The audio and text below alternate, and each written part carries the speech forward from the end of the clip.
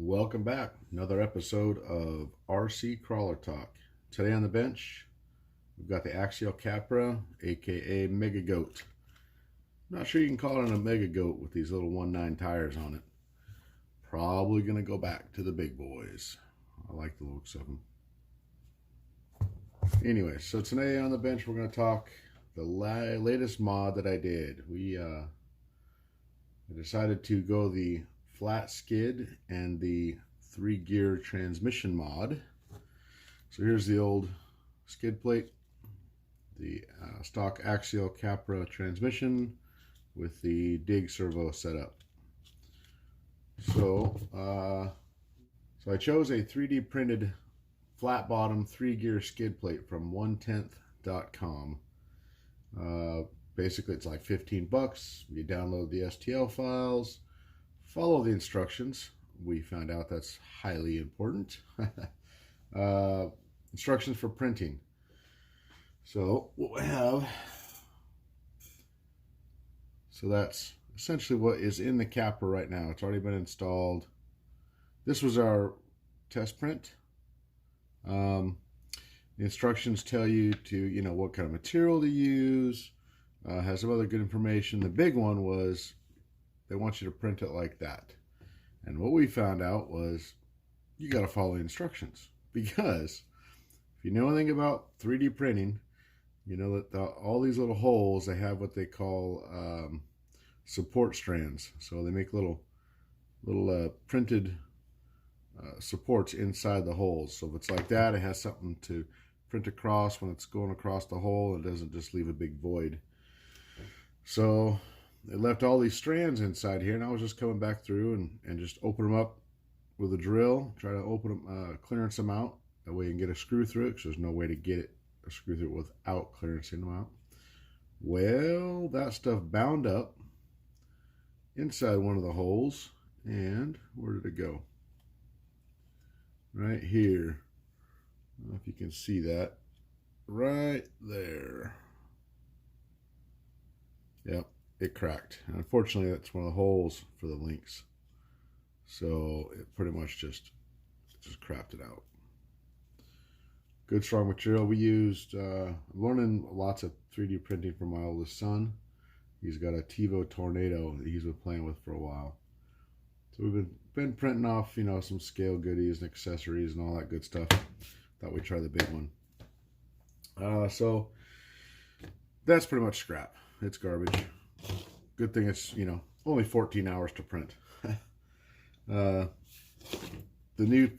instructions wanted you to print it like that. So when you print it like this, it can actually create that hole without having anything in the middle of it. But the downside of that is there's a lot of all these little gaps. There's a lot of support material in there. The way my boy has it set up, print up all the support inside there, like in there, which wasn't too bad. Well, it wasn't bad for me at all. He cleaned it up for me. It was pretty cool. So anyways, we got a good print out of it. I cleaned up all the holes and I installed it. As you can see, I still got some installation to do. With a light bar on, I got panels to put on. I still got to put my interior in. But I kind of want to leave it loose just for the video. Just kind of go over it a little bit with you. It was pretty straightforward. One of the downfalls for to go on the flat skid is it raises your center of gravity up. So we're gonna see how it goes. I like the lower gear for smoother startup, lots of control. The Capra axles have a lot of gear reduction. The stock Capra transmission, it was pretty high geared.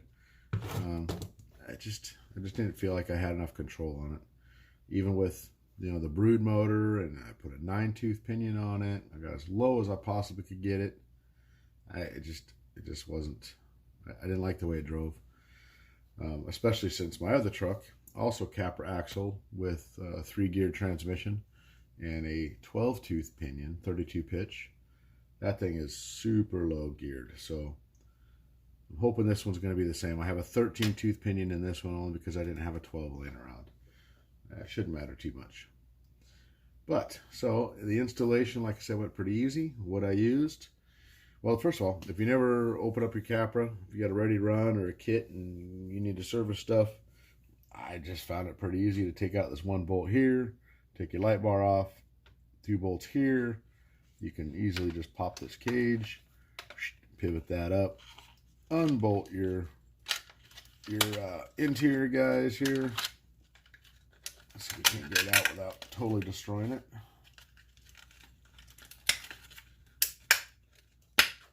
Boy, a little difficult. There we go. So that's out. Now you got complete access to everything underneath. So let's get you in here.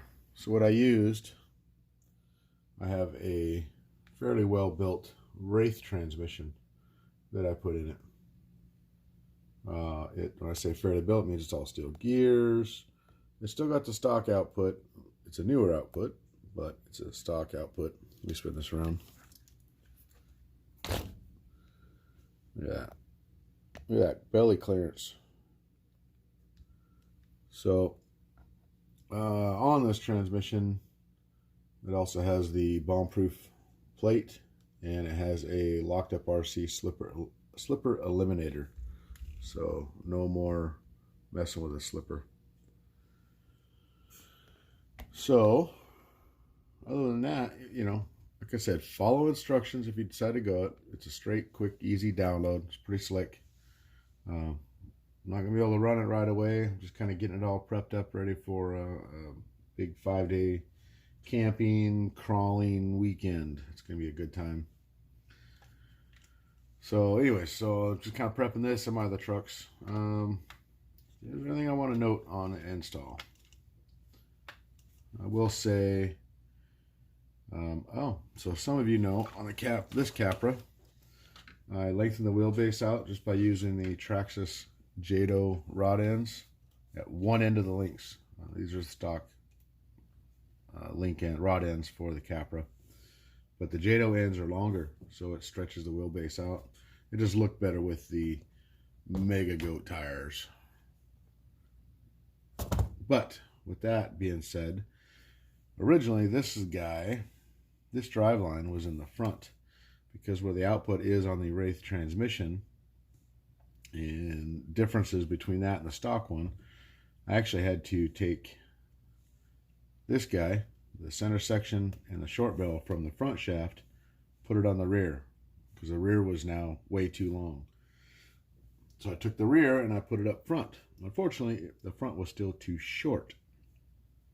Luckily, I had extra wild boar pieces laying around. This is originally what was in there, so you can kind of see the difference. Just if you do this modification, just note that you're going to have to take that into account. Driveline modifications, and with the flat skid, it also raises up your links, right? So I run my links in the back at the highest level on here because of the link riser. Whether it helps or not, still undetermined. But with that being said, once you do that, once you raise your links up, can't get it up in here or not, but you see something that's missing in here. Let's turn it upside down.